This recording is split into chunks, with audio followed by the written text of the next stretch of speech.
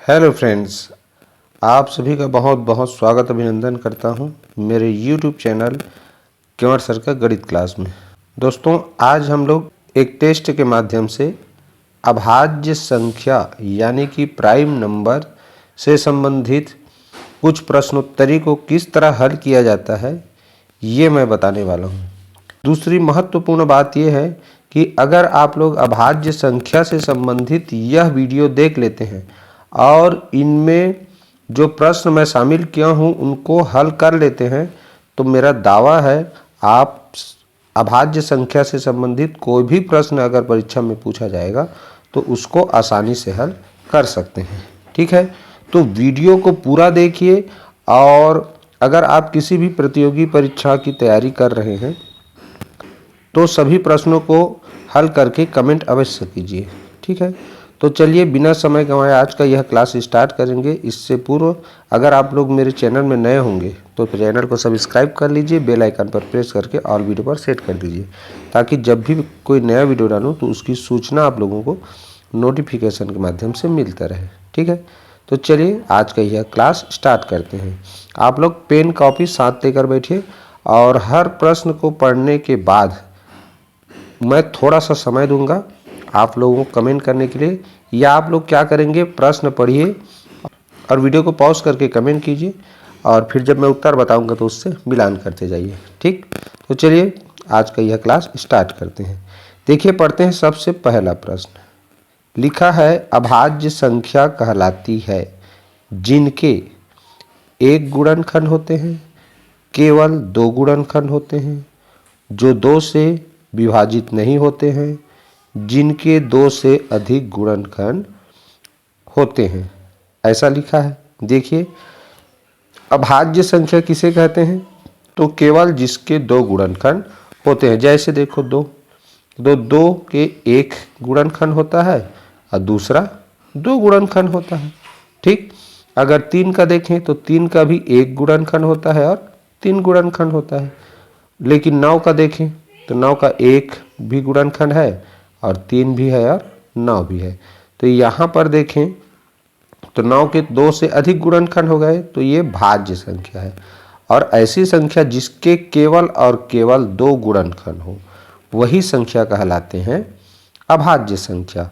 तो इस आधार पर इस क्वेश्चन का आंसर होगा ये ऑप्शन दूसरा वाला, केवल दो गुणनखंड होते हैं। ठीक, यहाँ पर एक और जानकारी ले लें। जैसे एक का केवल एक ही गुणनखंड होता है, इसलिए न तो हम एक को भाज्य संख्या कह सकते हैं न ही अभाज्य संख्या, क्योंकि भाज्य संख्या होने के लिए दो से अधिक गुणनखंड होना चाहिए, 3, 4, 5 जो भी, और अभाज्य संख्या होने के लिए कम से कम दो गुणनखंड होना चाहिए। तो इस आधार पर एक ना तो भाज्य संख्या है ना ही अभाज्य संख्या। तो ये भी महत्वपूर्ण जानकारी, इसको भी जानिए। ठीक, तो चलिए पहला प्रश्न का आंसर मिल गया, ये ऑप्शन दूसरा। चलिए नेक्स्ट क्वेश्चन देखते हैं। चलिए दूसरा प्रश्न पढ़ते हैं। देखिए प्रश्न लिखा है 1 से 100 के बीच दो अंकों वाली कितने अभाज्य संख्याएं हैं। आप लोग कमेंट करने के लिए वीडियो को पॉज कीजिए, प्रश्न को अच्छे से समझिए और ये जो हमारे पास चार ऑप्शन है 25, 21, 20, 50, इनमें से कोई एक संख्या को कमेंट के रूप में कमेंट बॉक्स में दर्ज कीजिए। ठीक, वीडियो पॉज करके चलिए कमेंट कीजिए। चलिए बच्चों, अब जानते हैं इस प्रश्न का आंसर क्या होगा। देखिए 1 से 100 के बीच कुल 25 अभाज्य संख्या होते हैं, जिनमें से 2, 3, 5, 7 ये भी अभाज्य संख्या शामिल है 1 से 100 के बीच में। लेकिन 2, 3, 5, 7 क्या है? एक अंकों वाली अभाज्य संख्या है। ठीक है, तो 4 तो एक अंकों वाली हो गई, तो 1 से 100 तक में 25 होते हैं तो 4 को हमको यहाँ घटाना पड़ेगा, क्योंकि ये एक अंकों वाली अभाज्य संख्या है। तो 25 में 4 घटाएंगे क्या आएगा? 21। तो इस तरह से 1 से 100 के बीच दो अंकों वाली अभाज्य संख्या पूछा गया है प्रश्न में, तो इसका आंसर ये दूसरा वाला हो जाएगा 21। ठीक, आशा समझ में आ गया होगा। चलिए अगला क्वेश्चन पे चलते हैं। चलिए प्रश्न पढ़ते हैं। 1 से 50 के बीच कुल कितने अभाज्य संख्याएं हैं, ये पूछा गया है। तो कमेंट करने के लिए वीडियो को रोकिए और आपको जो ऑप्शन सही लगता है 25, 16, 15, 13 इनमें से कौन सा होगा उसको कमेंट कीजिए। ठीक है, चलिए जानते हैं इस क्वेश्चन का आंसर क्या है। देखिए 1 से 50 के बीच कुल कितने अभाज्य संख्याएं हैं, ये अभी मैंने बताया 1 से 100 तक में कुल अभाज्य संख्या 25 है, तो 1 से 50 तक में तो कम होगा। ठीक, तो 1 से 50 तक कुल अभाज्य संख्या है 15। कैसे जानते हैं, देखिए 1 से 10 तक में होता है 4 अभाज्य संख्या, 11 से 20 तक में 4, उसके बाद 21 से 30 तक 2, 31 से 40 तक 2, 41 से 50 तक 3 अभाज्य संख्या। ठीक, तो इस तरह इनको जोड़ें तो 4 4 8, 2 10, 2 12, 3 15, कुल 15 अभाज्य संख्या 1 से 50 के बीच में होते हैं। तो इस तरह सही उत्तर क्या हुआ, 15। ठीक है, आशा है यह भी समझ में आ गया होगा। चलिए अगले प्रश्न में बढ़ते हैं। चलिए अगला प्रश्न देखते हैं। देखिए प्रश्न लिखा है 1 से 50 के बीच अभाज्य संख्याओं का योगफल होगा। तो देखिए आप लोगों को एक चित्र दिखाई दे रहा होगा, उसमें मैंने योग करके रखा है कि 1 से 50 तक के जो अभाज्य संख्या है उसका योगफल करोगे तो इसका उत्तर आता है 328। चित्र में आप देख सकते हैं 1 से 50 तक जो अभाज्य संख्या है मैंने उसे लाल स्याही में लिखा हुआ है। तो उन संख्याओं को लिख करके जब आप योगफल करेंगे तो वो 328 होता है। देखो बच्चों 150 तक और 1 से 100 तक जितने भी अभाज्य संख्याओं का योगफल होता है वो उसको आपको याद रखना है। ठीक है, उसको जोड़ कर देखना नहीं है, क्योंकि परीक्षाओं में हमारे पास उतना समय नहीं होता कि इन सारे अभाज्य संख्याओं को लिखें उसका योगफल करें। तो अभाज्य संख्या से संबंधित जरूरी जानकारी के अंतर्गत आपको 1 से 50 तक के अभाज्य संख्याओं का योगफल, 1 से 100 तक अभाज्य संख्याओं का योगफल, ये आपको मौखिक याद रहना चाहिए। ठीक, तो ये आप जरूर इसको याद रखें। चलिए अगले क्वेश्चन पे चलते हैं। देखिए अगला क्वेश्चन लिखा है प्रथम 4 अभाज्य संख्याओं के गुणनफल की इकाई का अंक होगा। तो प्रथम 4 अभाज्य संख्याओं की गुणनफल की इकाई का अंक कह रहा है। तो प्रथम का अर्थ क्या होता है, यहाँ शुरू से, प्रथम यानी शुरू से। तो अभाज्य संख्या शुरू कहाँ से होता है, 2 से। 2 के बाद आता है 3, 3 के बाद आता है 5 और 5 के बाद आता है 7।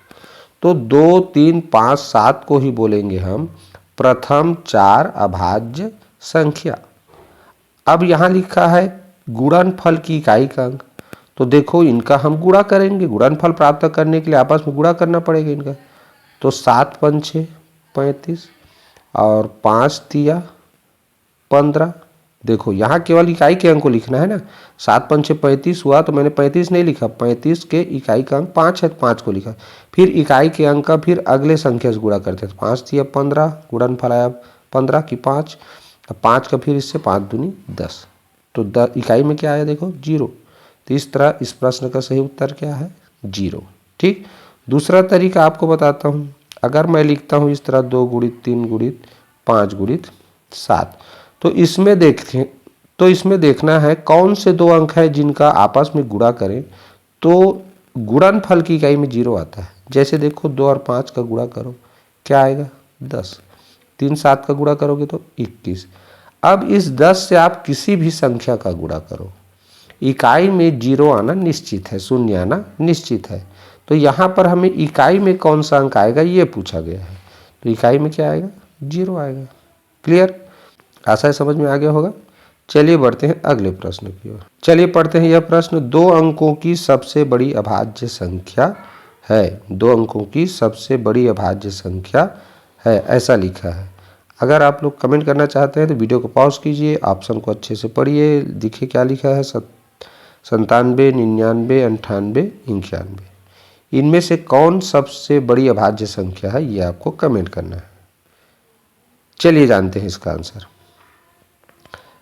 इसका सही आंसर है बच्चों 97 यानी कि 97। 97 सबसे बड़ी अभाज्य संख्या है। 99 दो अंकों की सबसे बड़ी संख्या है, विषम संख्या, ठीक है।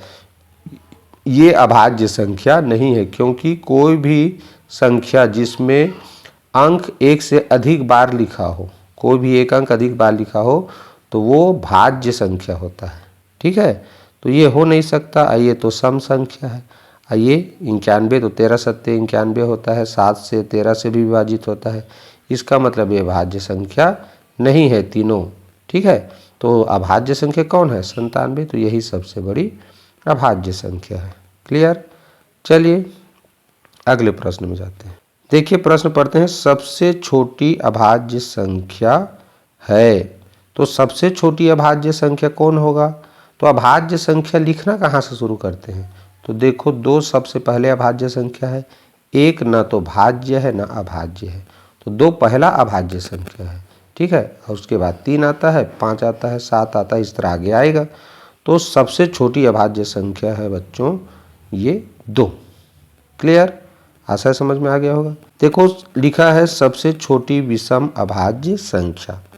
अब देखो, प्रश्न को अच्छे से समझना है। सबसे छोटी अभाज्य संख्या तो 2 है, लेकिन विषम अभाज्य तो भाई 2, 3, 5, 7। जब सबसे छोटी की बात हो तो सबसे शुरू को देखते हैं। तो सबसे शुरू संख्या अभाज्य तो है 2, लेकिन ये सम अभाज्य है। अब यहाँ विषम अभाज्य, तो 2 के बाद अगला क्या है? 3। तो 3 एक विषम अभाज्य संख्या है। तो इस क्वेश्चन का सही आंसर है ये 3। ठीक, आशा है समझ में आ गया होगा। देखिए, प्रश्न पढ़ते हैं, 2 अंकों की सबसे छोटी अभाज्य संख्या है। अब देखो बच्चों, 2 अंकों की शुरुआत अभाज्य संख्या की कहाँ से होता है? 11 से। 11, 13, 17, 19, ये 11 से 20 तक के बीच का अभाज्य संख्या है। और 2, 3, 5, 7 ये एक अंकों वाली अभाज्य संख्या है, लेकिन यहाँ कह रहा है 2 अंकों की सबसे छोटी। तो 2 अंकों की सबसे छोटी अभाज्य संख्या 11 है, लेकिन जिसके दोनों अंक समान ना हो कह रहा है, इसलिए 11 उत्तर नहीं हो सकता। तो कौन होगा?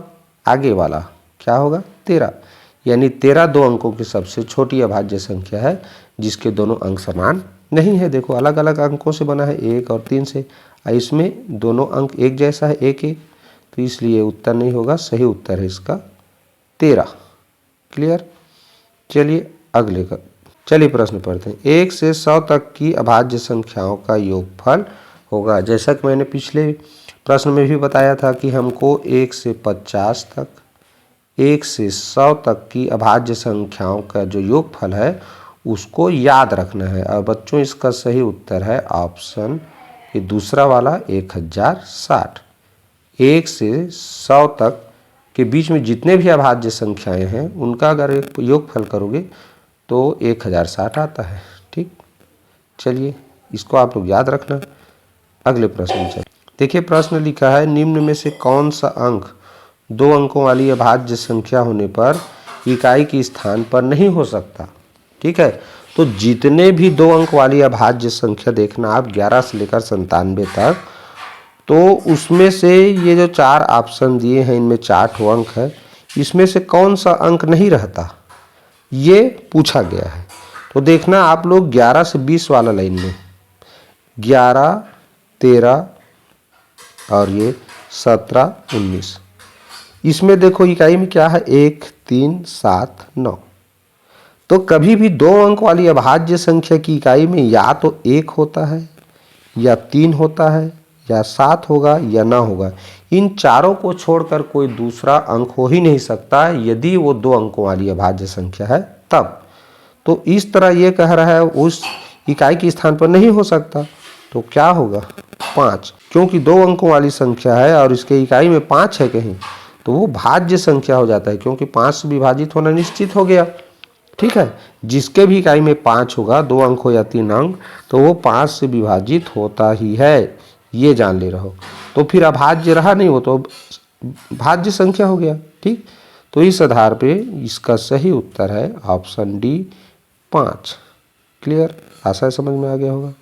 चलिए अगले प्रश्न में चलते हैं। देखिए, प्रश्न पढ़ते हैं, 41 से 50 के बीच के अभाज्य संख्याओं का योगफल होता है। बहुत बच्चे ऐसे प्रश्नों में बहुत ज़्यादा गलती करते हैं, बहुत बच्चों ने गलती भी किया था। तो आप लोग वीडियो को पॉज कीजिए और पॉज करने के बाद इसका सही आंसर कमेंट कीजिए।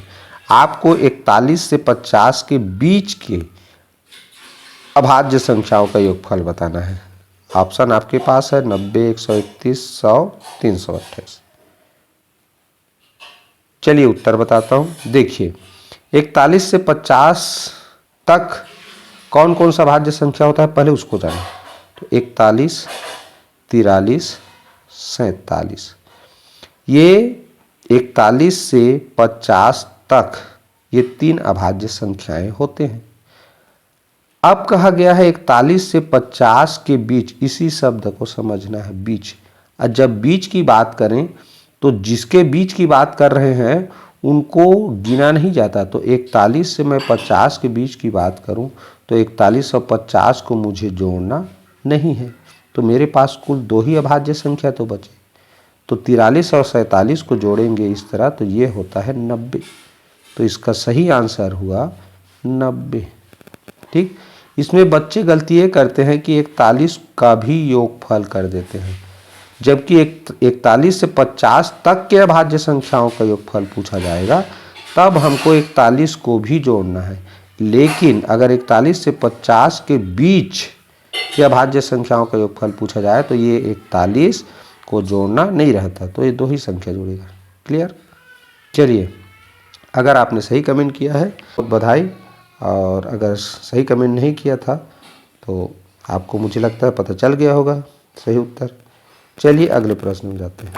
चलिए प्रश्न पढ़ते हैं। 71 से 80 तक की अभाज्य संख्याओं का योगफल होगा। सिंपल सी काम है। 71 से 80 तक का कहा गया है तो 71 खुद एक अभाज्य संख्या है, उसके बाद 73, उसके बाद देखें तो 79। ये 71 से 80 के बीच में कुल 3 अभाज्य संख्या होते हैं। जैसे 41 से 50 के बीच में भी कुल 3 अभाज्य संख्या होते हैं। ठीक। अब तक लिखा है यहाँ तो सबको जोड़ना है। तो 9 1 10, 10 3 13, हासिल 1, 7 या 21 1 22, कितना हो गया 223। इस तरह ये जो पहला ऑप्शन है यही इस प्रश्न का बच्चों सही उत्तर है। क्लियर। चलिए अभी एक महत्वपूर्ण जानकारी बताया, उसको याद रखिएगा। 41 से इस तरह 50 के बीच 3 अभाज्य संख्या होते हैं, उसी तरह 71 से 80 इसके बीच में भी कुल 3 अभाज्य संख्या होते हैं। क्लियर। चलिए अगले प्रश्न में चलते हैं। एक अंकों की सबसे बड़ी अभाज्य संख्या होती है। तो देखो पहले एक अंकों की कौन कौन सी अभाज्य संख्या होती है ये जान ले। 2 होता है, 3 होता है, 7 होता है, 5 होता है और 7 होता है। इस तरह कुल 4 अभाज्य संख्या होते हैं एक अंकों की। तो सबसे बड़ी कहें तो देखो 2 3 5 7 में 7 सबसे बड़ी अभाज्य संख्या है। तो इस तरह इस प्रश्न का सही उत्तर क्या हुआ 7, तीसरा ऑप्शन। क्लियर। आशा समझ में आ गया होगा। चलिए बढ़ते हैं अगले प्रश्न में।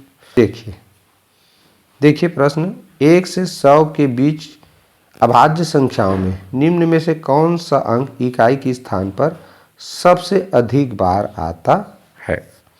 तो इसकी जानकारी आप लोगों को बता दूं, 1 से लेकर 100 तक अगर आप अभाज्य संख्या लिखेंगे तो 3 सबसे अधिक बार इकाई के स्थान पर आता है। कौन कौन से में देखो, 3 खुद एक अभाज्य संख्या है, उसके बाद 13, उसके बाद 23, उसके बाद 43, उसके बाद 73 और एक 83 भी है। तो कुल 7 बार इकाई के स्थान पर 3 आता है। 3, 13, 23, 43, 53, 73, 83 ये सभी क्या है अभाज्य संख्याएं हैं। ठीक है। तो सही उत्तर क्या हुआ ये चौथा 3। ठीक। अब देखो इसको कैसे हम जानते हैं, अंकों का योगफल करके देख लो। 7 3 10, 8 3 11, 5 3 8, 4 3 7, 2 3 5, 3 1 4। तो अंकों का योगफल अगर 3 के गुणज रहेंगे तो 3 से विभाजित हो जाता है। तो ये मुख्य रूप से पहचानने का नियम है। कोई भी सम संख्या अभाज्य नहीं होता 2 को छोड़कर।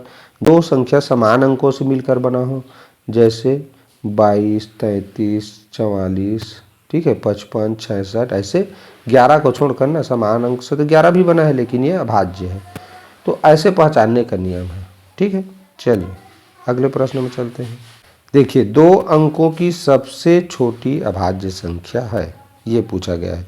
तो 2 अंकों की शुरुआत अभाज्य संख्या कहाँ शुरू होता है? 11, 13, 17, 19।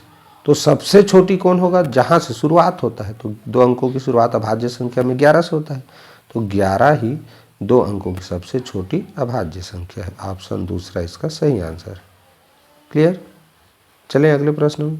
देखिए, 2 अंकों की प्रथम 4 अभाज्य संख्याओं के गुणनफल की इकाई का अंक होगा, ये पूछा है। अब 2 अंकों की लिखा है, तो 2 अंकों की पहला संख्या तो 11 है, उसके बाद प्रथम 4 यानी शुरुआत से, तो 2 अंक का पहला अभाज्य संख्या 11, फिर 13, उसके बाद 17, उसके बाद 19। अब यहाँ पर इकाई का अंक पूछा है, तो हमको इकाई का ही केवल आपस में गुणा करना है। देखो, 9 सत्ते 63 की 3, 63 के 3 को लिखना है। अब इस 3 का गुणा फिर अगले संख्या की इकाई से, तो 3 तिया 9। अब इसका गुणा फिर अगले संख्या की इकाई से, 9 एकम 9। तो क्या आया उत्तर? 9। तो इस तरह ऑप्शन दूसरा इसका सही उत्तर है। ठीक है, कोई भी संख्या का गुणा हो, 4 ठो 5 ठो, कोई भी संख्या हो, जैसे मान लो मैं लिख देता हूँ यहाँ, जैसे मैं मान लो लिख देता हूँ यहाँ 56 गुणित 12 गुणित 93। ठीक, ये 3 ठो संख्या है मान लो। अब इन तीनों का गुणा करेंगे तो इकाई में कौन सा अंक आएगा ये जानना है मान लो। तो आपको करना क्या है, इकाई इकाई का गुणा करना है। जैसे 3 दूनी 6 और 6 छक्का 36, तो इकाई में क्या आया? 6। तो इसका मतलब ये पूरा संख्या का 56 गुणित 12 गुणित 93 करेंगे आप, तो इकाई में 6 आना निश्चित है। क्लियर? तो इकाई का अंक प्राप्त करने के लिए इकाई के अंक को आपस में गुणा करना है, और गुणनफल की इकाई के ही अंक का फिर आगे की संख्या की इकाई से गुणा करते जाना है, और फिर इकाई में जो भी अंक आएगा वही अंक इकाई में आता है। ठीक, तो इस तरह से ऐसे बनाते हैं इस प्रश्न को। चलिए बढ़ते हैं अगले प्रश्न की ओर। देखिए, प्रश्न लिखा है, एक इकाई वाले 2 अंकों की अभाज्य संख्याओं का योगफल होगा। एक इकाई वाले 2 अंकों की अभाज्य संख्याओं का योगफल होगा, मतलब किसको जोड़ना है हमको? देखो, एक इकाई पहला किसका होता है? 11। उसके बाद कौन सा होता है? 11 के बाद देखें तो 31, 31 के बाद 41, 41 के बाद 61, 61 के बाद 71। बस, ये कुल 5 एक इकाई वाले अभाज्य संख्या होते हैं। अब इन्हीं का योगफल कह रहा है, तो देखो 5 बार 1 लिखा है तो ये 5 हो गया।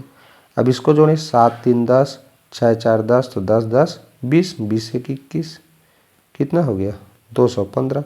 तो ये ऑप्शन दूसरा इसका सही उत्तर है। ठीक, इसमें कोई बहुत बड़ा योगफल वाला प्रश्न नहीं है भाई, एक इकाई वाले 2 अंकों की अभाज्य संख्याओं के योगफल पूछा गया है। तो एक इकाई वाले 2 अंकों के अभाज्य संख्या पहला है 11, फिर 31, 41, 61, 71, केवल 5 अभाज्य संख्याओं को लिखकर जोड़ना है। क्लियर? आशा है समझ में आ गया होगा। चलिए बढ़ते हैं अगले प्रश्न।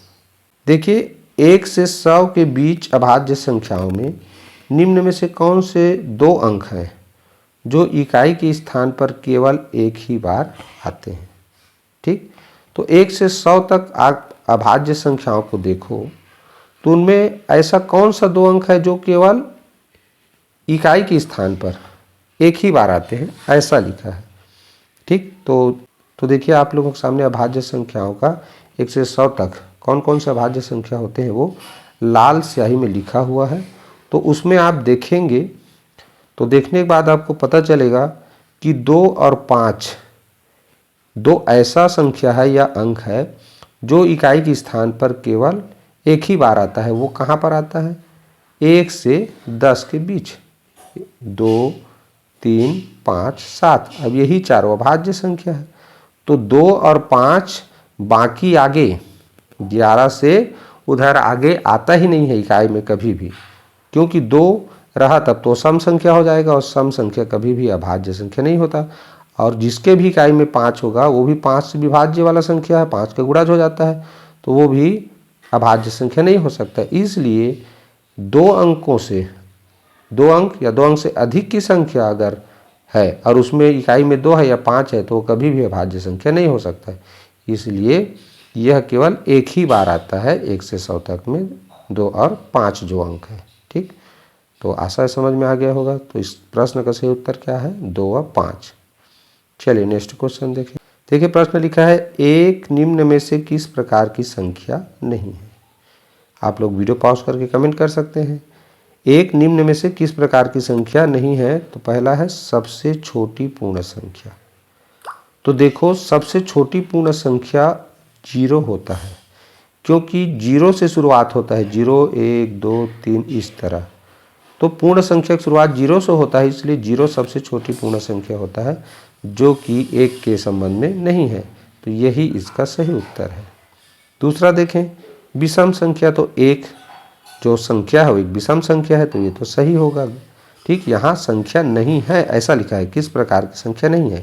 तो सबसे छोटी पूर्ण संख्या वो नहीं है। ना तो भाज्य है ना अभाज्य, मैं शुरू में ही बताया हूँ कि एक ना तो भाज्य संख्या है ना ही अभाज्य संख्या है, और क्यों नहीं है ये भी बता चुका हूँ। सबसे छोटी प्राकृत संख्या, तो सबसे छोटी प्राकृत संख्या तो है एक। तो इस तरह क्या नहीं है? सबसे छोटी पूर्ण संख्या नहीं है, क्या? एक। तो यही इस प्रश्न का सही उत्तर है। चलिए बढ़ते हैं अगले प्रश्न में। देखिए लिखा है, 9 इकाई वाले 2 अंकों की अभाज्य संख्याओं के गुणनफल की इकाई का अंक होगा। अब 9 इकाई वाले 2 अंकों की अभाज्य संख्याओं को लिखना है, सिंपल सा।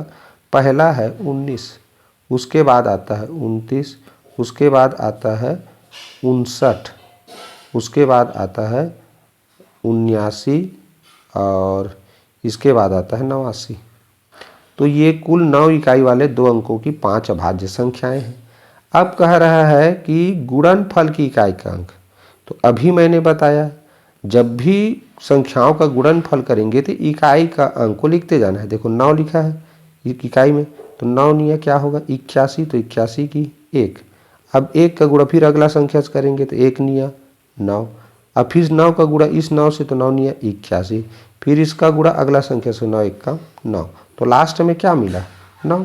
तो इस तरह ऑप्शन जो तीसरा है 9 इसका सही उत्तर है। इसको मैं इस तरह भी लिख के बता देता हूँ, 19, 19 के बाद 29, 29 के बाद 59, 59 के बाद 79, 79 के बाद 89। तो इस तरह इसका 9 9 ने 81 एक बचता है इकाई में, फिर 9 से करते हैं तो 9 हो जाता है, 9 नहीं फिर 81 का 1, फिर 1 का गुणा 9 से तो 9। तो ये ऑप्शन सी इसका सही उत्तर है। ठीक, आशा समझ में आ गया होगा। चलिए बढ़ते हैं अगले प्रश्न की ओर। देखिए प्रश्न लिखा है, निम्न में से अभाज्य संख्या को नहीं कहा जाता। अभाज्य संख्या के और कई नाम हैं, जिनमें से इनमें से कौन सा नाम नहीं है ये खोजना है। तो देखो विषम संख्या लिखा है, ऋण संख्या, प्रधान संख्या, प्राथमिक संख्या। आप लोगों को अगर पता है तो कमेंट कीजिए वीडियो पॉज करके। ठीक है, चलिए मैं इसका आंसर बताता हूँ। देखिए अभाज्य संख्या का एक इंग्लिश नाम है प्राइम नंबर। Prime number. अब विषम संख्या की बात, तो अभाज्य संख्या को विषम संख्या क्यों नहीं कह सकते? देखिए अभाज्य संख्या में 2 भी शामिल है और 2 एक सम संख्या है। तो जितने भी अभाज्य संख्याएं हैं सबको विषम संख्या होता है ऐसा नहीं कह सकते, क्योंकि ए जो 2 है वो एक सम संख्या है। तो यही क्या है? इसका उत्तर है। ठीक, यानी कि अभाज्य संख्या को हम विषम संख्या नहीं कह सकते। दूसरा ऋण संख्या कहा जाता है। प्रधान संख्या क्यों कहा जाता है? प्राइम शब्द से बना है शब्द प्राइम मिनिस्टर। तो प्राइम माने क्या होता है? प्रधान, मिनिस्टर यानी मंत्री, इसलिए प्राइम मिनिस्टर माने प्रधानमंत्री। तो प्राइम नंबर का मतलब क्या हुआ? प्राइम यानी प्रधान, नंबर यानी संख्या, तो प्रधान संख्या बोल सकते हैं। प्राथमिक संख्या प्राइम से ही बना है, प्राइमरी। ठीक, तो प्राथमिक संख्या भी बोल सकते हैं। तो इस तरह हम विषम संख्या नहीं बोल सकते, क्योंकि अभाज्य संख्याओं में 2 भी शामिल है और 2 एक सम संख्या है। आशा समझ में आ गया होगा। चलिए नेक्स्ट क्वेश्चन में देखो, निम्नलिखित में से कौन सा कथन असत्य है, माने गलत है? सभी अभाज्य संख्याएं विषम संख्याएं होती हैं। तो अभी मैंने बताया पिछले प्रश्न में ही, सभी अभाज्य संख्याएं विषम संख्या नहीं होती, क्योंकि 2 भी एक अभाज्य संख्या है जबकि ये सम है। तो यही इसका सही उत्तर है। ठीक, 2 के अलावा सभी सम संख्या भाज्य संख्या होती है, ये लिखा है ये। ठीक है, तो स्वाभाविक सी बात है 2 के अलावा जितने भी सम संख्या है सब भाज्य संख्या होती है, तो ये तो सही चीज़ है। 5 के अलावा सभी 5 इकाई वाले संख्या भाज्य होती है, ये भी सही है। 11 के अलावा सभी डबल अंक वाली संख्याएं भाज्य होती हैं, ये भी सही है। तो इस तरह ऑप्शन ए इसका सही उत्तर है। क्या सभी अभाज्य संख्याएं विषम संख्या होती हैं? ये असत्य है, गलत है, ये सब सत्य है। ठीक, चलिए अगले क्वेश्चन, चलिए देखते हैं इस क्वेश्चन को। प्रथम 4 विषम अभाज्य संख्याओं का योगफल होगा। प्रथम 4 विषम संख्याओं का योगफल होगा। ज़्यादातर बच्चे इसमें इस तरह से जोड़ देते हैं ये। अब देखिए यहाँ प्रथम 4 अभाज्य संख्या तो है ये, लेकिन इसमें लिखा है प्रथम 4 विषम अभाज्य। तो विषम अभाज्य कहा है तो ये सम अभाज्य को नहीं लिखना है। तो इस तरह 3, 5, 7 और 11 को हमको आपस में जोड़ना है। तब ये देखो ये आ गया प्रथम 4 विषम अभाज्य संख्याओं के योगफल। चलिए जोड़ें, 5 3 8, अब ये 7 1 8, तो 8 8 16, हासिल कितना हो गया 26। तो इसका सही उत्तर है ये 26 यानी कि 26। ठीक, ऐसे प्रश्नों में प्रश्नों को बहुत ध्यान से पढ़ना जरूरी है। प्रथम 4 अभाज्य संख्याओं का योगफल ऐसे समझ कर कहीं जोड़ दिए, योगफल कर दिए, तो इनका योगफल कर देंगे आप। तो यहाँ पर ध्यान देना है, ये सम है, तो प्रथम 4 विषम अभाज्य के है। ठीक है, तब हमको 3 5 7 11 को जोड़ना पड़ेगा, यानी 3 से शुरू करना पड़ेगा, क्योंकि 2 तो सम अभाज्य है। क्लियर? चलिए अगला क्वेश्चन देखें। प्रथम 3 विषम अभाज्य संख्याओं का गुणनफल होगा। प्रथम 3 विषम अभाज्य कह रहा है, तो प्रथम 3 विषम अभाज्य है ये 3 5 7। अगर प्रथम 3 अभाज्य कहता तो इस तरह होता। ठीक, लेकिन विषम अभाज्य लिखा है तो ये वाला उत्तर होगा। अब क्या गुणनफल कहा है? सिंपल सी बात, 5 दिया 15, अब 15 7 105 होता है। तो ये ऑप्शन जो चौथा ऑप्शन है 105, यही इसका सही उत्तर है। ठीक, देखें 1 से 100 के बीच कुल अभाज्य संख्याएं हैं, तो ऐसे संख्याओं को आपको याद करके रखना है। और मैं जो आप लोगों को अभाज्य संख्या से संबंधित जो टेबल चित्र में दिखा रहा हूँ देखो, उसमें इसका योगफल करके रखा हूँ। ठीक, तो पहला लाइन में होता है 4, उसके बाद फिर 4, उसके बाद 2 2 3 2 2 3 2 1, इनको आप जोड़ेंगे तो ये 25 होता है।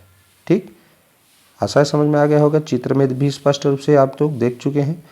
तो इस तरह से इनको याद रखना रहता है। 1 से 100 के बीच कुल 25 अभाज्य संख्या होते हैं, 1 से 50 तक 15 होते हैं। क्लियर? चलिए अगले प्रश्न में देखिए, प्रश्न पढ़िए। 1 से 20 तक की अभाज्य संख्याओं का योगफल होगा। तो 1 से 20 तक सिंपल है, 2 3 5 7। ये 1 से 10 तक होता है, 11 13 17 19। ये हो गया कहाँ तक? 1 से 20 तक। तो ये देखो 7 3 10 5 2 7, ये 17 होता है। इसको जोड़ें तो ये 19 और ये हो जाएगा 30, 11 करके 13 और 17 मिला के भी 30, तो ये हो गया 60। तो 60 और इसको जोड़ेंगे 17 को तो कितना हो जाएगा 77। तो इस तरह ये ऑप्शन दूसरा जो है वो उसका सही उत्तर है। क्लियर? चलिए आशा समझ में आ गया होगा। चलिए यहीं पर आज का यह जो टेस्ट रूपी क्लास था वो समाप्त करते हैं, और आशा है आप लोगों को यह वीडियो अच्छा लगा होगा। और अच्छा लगा हो तो प्लीज़ वीडियो को लाइक ज़रूर कीजिए, और वीडियो को अधिक से अधिक शेयर भी ज़रूर करें। कमेंट करके बताइए वीडियो कैसा लगा, और अगर मेरे चैनल में नए होंगे तो चैनल को सब्सक्राइब जरूर कर लीजिए। चाहे आप जवाहर नवोदय विद्यालय प्रवेश परीक्षा की तैयारी कर रहे हो या किसी भी तरह की प्रतियोगी परीक्षाओं की तैयारी कर रहे हो, मैं अपने चैनल में बेसिक वीडियो लेकर आता हूं, और आगे की गणित को, कठिन प्रश्नों को किस तरह हल किया जाता है ये समझना है तो बेसिक वीडियो जानना बहुत ज़रूरी है। जिसका गणित का बेस अच्छा होगा वही अच्छे से गणित के प्रश्नों को आसानी से हल कर सकता है। ठीक है, तो पूरा वीडियो देखें, इसके लिए बहुत बहुत धन्यवाद।